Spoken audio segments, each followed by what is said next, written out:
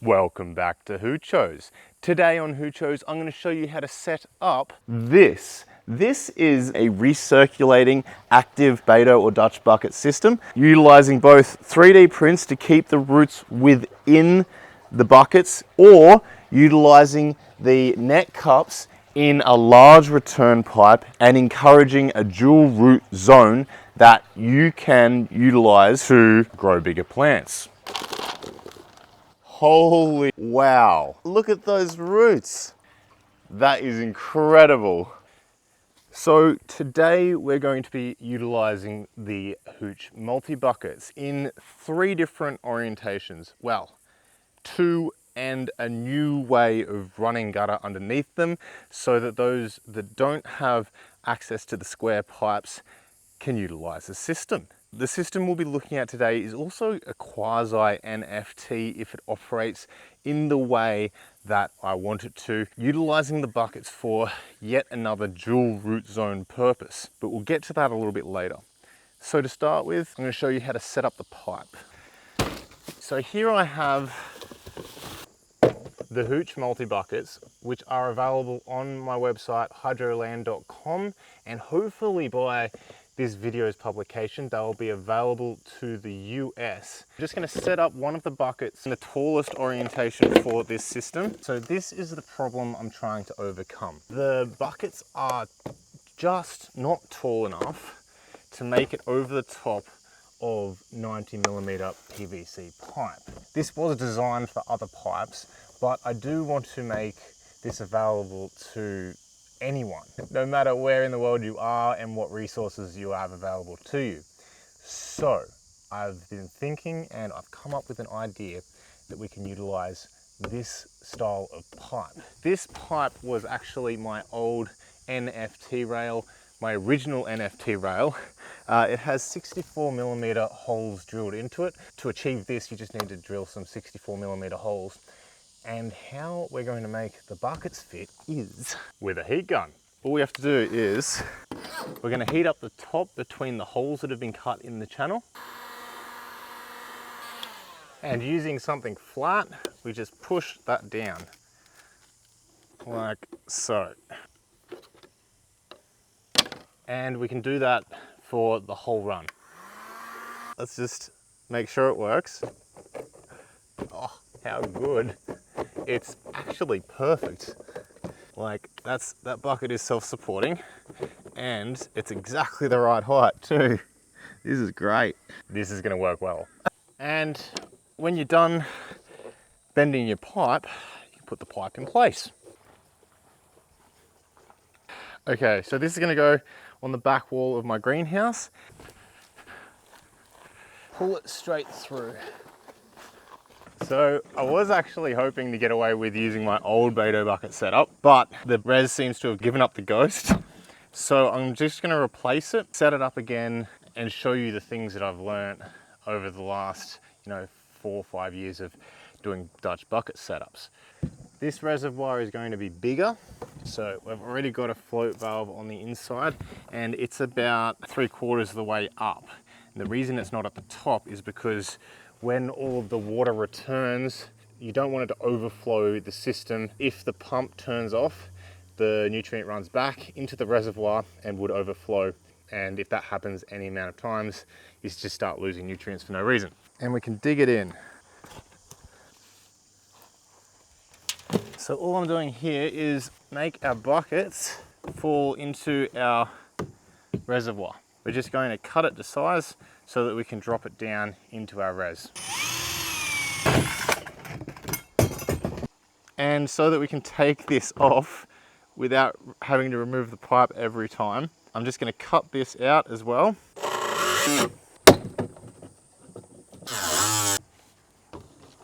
Like so. And our lid can come off without disrupting our return. So for the system, we'll be using the cheap Hydroland pump. They're about 25 Australian dollars and they push about 2,000 litres an hour. So it's a really good value pump. These are available on the Hydroland website. And to this, I'm going to add in a riser. The reason I'm going to add in the riser is to make the connection easily accessible from outside of the reservoir. The riser goes on top of the pump, and then onto the riser, we can add on an elbow, and to the elbow, we just add on a hose connection. And we've got a really nice, neat little setup that we can drop straight into our reservoir. Will connect up easily to our system. And our res lid just fits over the top of both of those. Like so. Now running to the buckets, I've got this poly irrigation line. Now it's not PVC hose, it's poly line, and it allows you to puncture into it and create 4mm barbed offtakes, which we'll be using for the buckets. But you can just use PVC garden hose with a garden hose connector if you like. Another good reason for this arrangement is so that if you want to drain your reservoir, you can just unclip it and it will drain out the side, or you can clip a hose to it and capture the nutrient and use it on your garden plants, which is possible. You probably just want to water it down to about half strength. I'm gonna connect up the float valve and we're gonna fill this reservoir while we do the rest of the work. Okay, so I'm just connecting up a standard garden hose to this float valve, and it runs from here and around to this. This is an IBC that I've modified into a hydroponic nutrient reservoir. It holds 1,000 liters and it is going to top up the nutrients in our reservoir on our Dutch bucket system as the nutrients are used by the plants. This is just going to allow us to keep our nutrient solution stable pH and EC wise, and it extends the amount of time that I can leave the place for if I want to. It just makes it all take care of itself. It's just gravity feed, and we'll connect up our hose and let the res fill.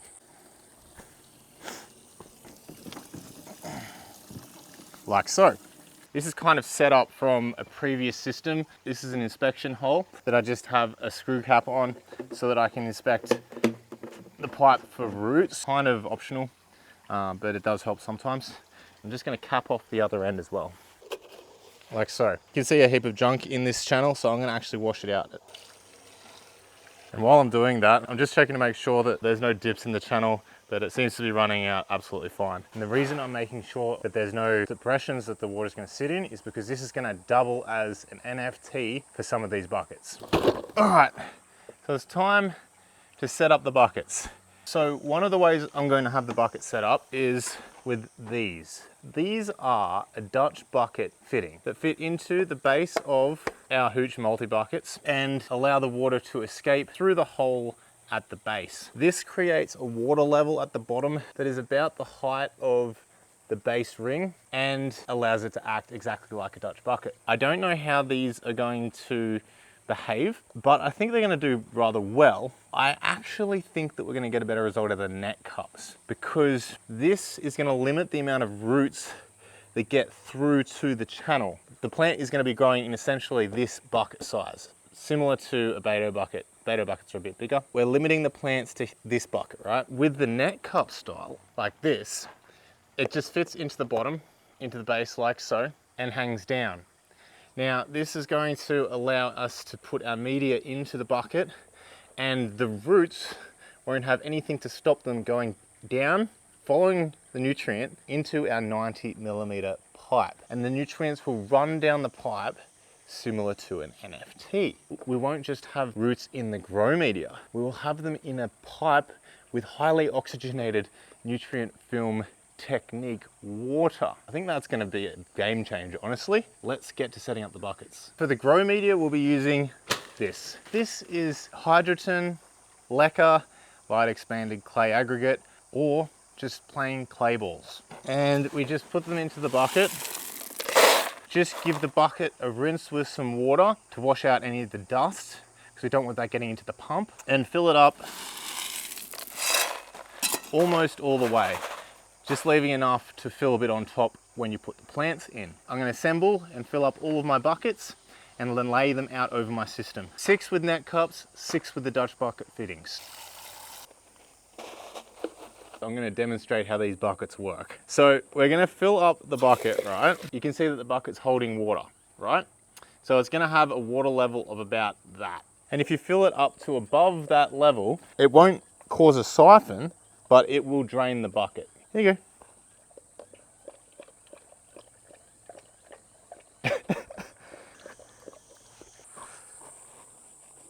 Just before I go inside, I just want to show you our reservoir is full of nutrient and our float valve has topped it up rather nicely. So last night I designed these. These are a clip that slides into the purpose-made hole on the corner of the multi-bucket.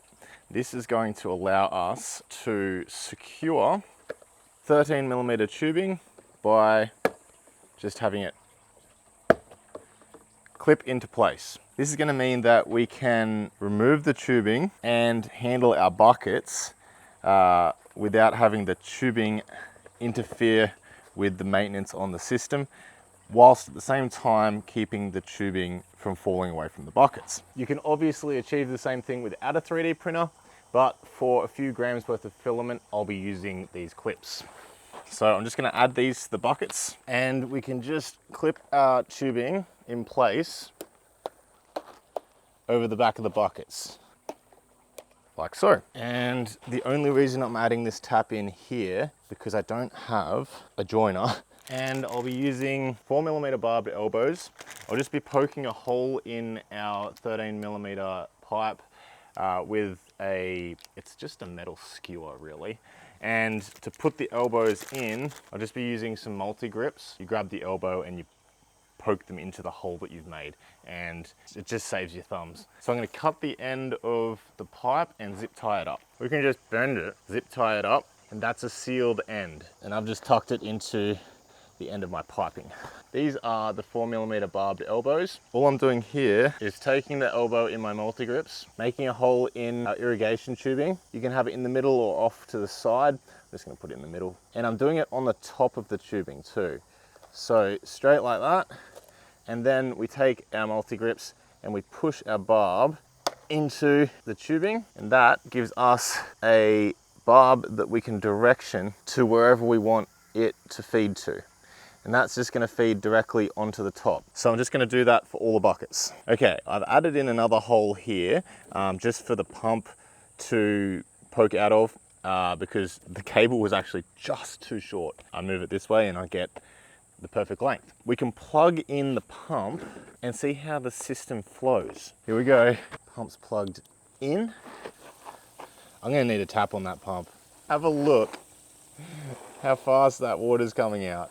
It is flowing though, like have a look at that.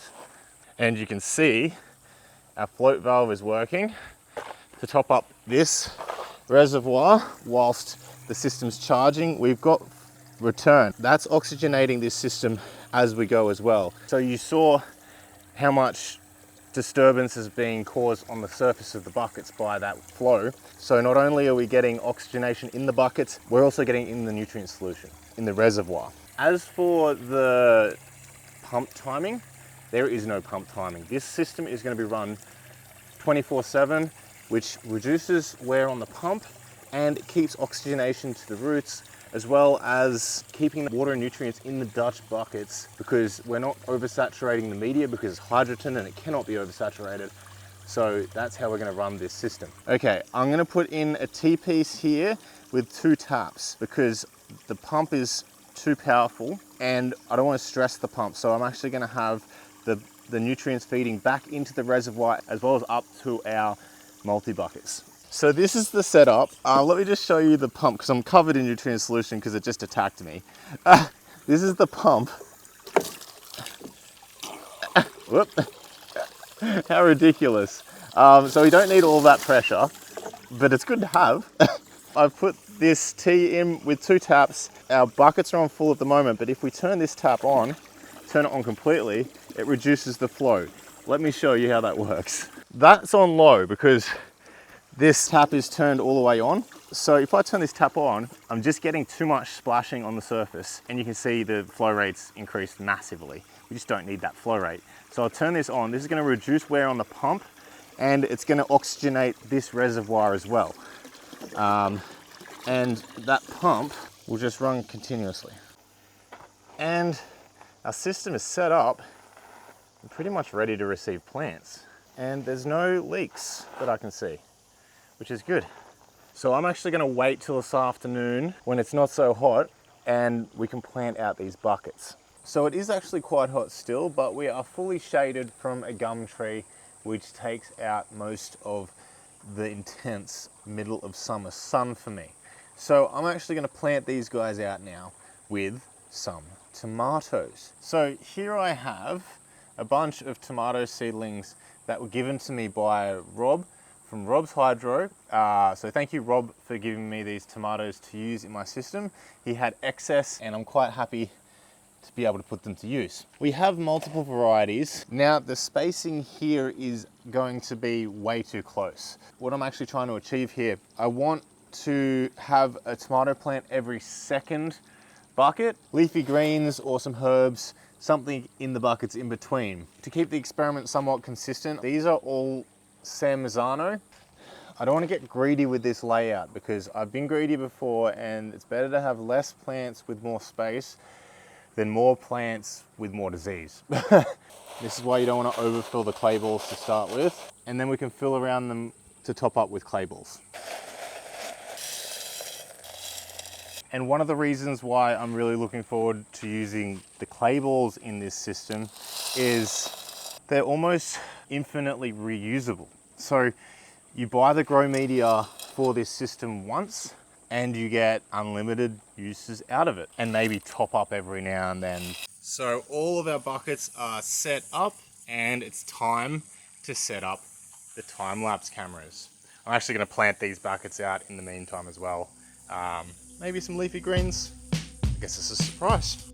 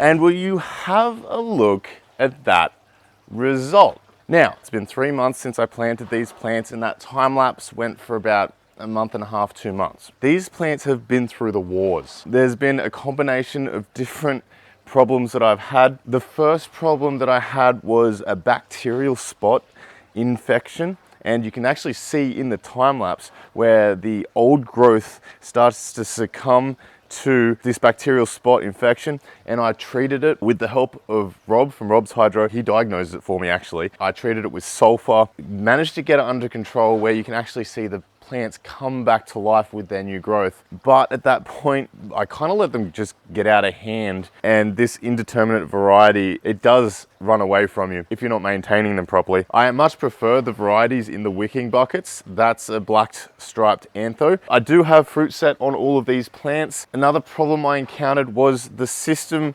actually ran dry, and these plants wilted, which wasn't ideal, but they came back very fast once I topped up the system again. I added in some pak choi into the system, and it started doing really well until some of them were shaded by the tomatoes. I'd probably just space out the tomatoes further rather than have a mixture. What I am interested in is the roots. So I'm going to cut down one of the bigger ones and we'll have a look inside. This is the Dutch bucket adapter. So that's quite interesting. There's absolutely no roots protruding out the bottom of this bucket. So all the roots are contained within the bucket itself. It actually looks like it's completely taken up with roots too. Let's tip it upside down. Holy moly, look at that. Wow, look at those roots. That is incredible. The entire bucket is roots. And you can see where the Dutch bucket adapter is. And the Dutch bucket adapter hasn't even been blocked up. That's pretty bloody cool. And there's no roots protruding out that Dutch bucket adapter. I'm actually blown away at that. Let's have a look at the drain through net cup situation. Okay, so again, I'm gonna go for one of the larger plants, this one. All right, cut, take this off. Oh, okay. To show you what's going on here, I'm gonna have to remove these plants because I can't take that bucket out because all the roots have made their way along the pipe. Cut. So this is the inspection point, and as you can see, look at those roots. And to show you that this isn't the Dutch buckets, the Dutch buckets start behind this bucket, and if we push this aside, we've got like next to no roots coming down there, but they're actually coming back up from the other buckets. As you can see here, that's where they're coming up, where the water travels. And here, we take this one off, there's no roots because the Dutch buckets stop the roots entering into the channel. Whereas down here, I'll take off this. There shouldn't be any roots coming out of this one because this was one of pak choi, but you can see all the roots in here, and this is essentially acting as a second root zone traveling back down to our reservoir as like an NFT style. So not only do you have the roots in our hooch buckets, but we also have them traveling underneath the system in our return pipe. So let's pick up one of these buckets. It's gonna be hard to get out because as you can see, the roots come straight out the net cup, but I'll just rip it out. And you can see the roots coming out and how far they're traveling along that system. This one's gonna have a massive root system. Look at that. It just keeps going. So you can see how much extra space these plants have by just using a net cup underneath a Dutch bucket style of watering. They're just utilizing all that space in the channel of the return pipe. That's essentially nutrient film technique underneath a Dutch bucket. And the buckets themselves have a healthy amount of roots as well. There you go. And you can see that there's no restriction of these roots because they're traveling and they've got an abundance of nutrients and space within the pipe underneath the system. I've got a lot more testing to do before I can figure out which is more beneficial. Leave your thoughts in the comments below as to which you think is a better configuration for the buckets. The results were too inconsistent for me to see an actual pattern between the two sides of the experiment, but they are definitely two different styles of growing, which is very interesting going forward. And it's an extremely versatile way of delivering nutrients in an active way to these buckets. Oh, it's just so cool that it worked so well with both methods. I can't believe the amount of roots in those Dutch buckets. And there it is. What a fantastically interesting result. I hope this has given you some insight in how the multi-bucket can be used in a recirculating active hydroponic system similar to a Beto or Dutch bucket system, utilizing both 3D prints to keep the roots within the buckets if you were going to be using, say, a small return pipe that you didn't want to get clogged, or utilizing the net cups in a large return pipe and encouraging a dual root zone that you can utilize to grow bigger plants. And we've only really just scraped the surface. Utilizing different materials will have different results. Perlite, hydrogen, cocoa in some scenarios. Let me know the media and systems you'd like me to test out in the future in the comments. And I hope you've enjoyed this episode of Hoochos. Happy hydroponicking, and I will see you next time. Hooch buckets in the description. I murdered a lot of plants today.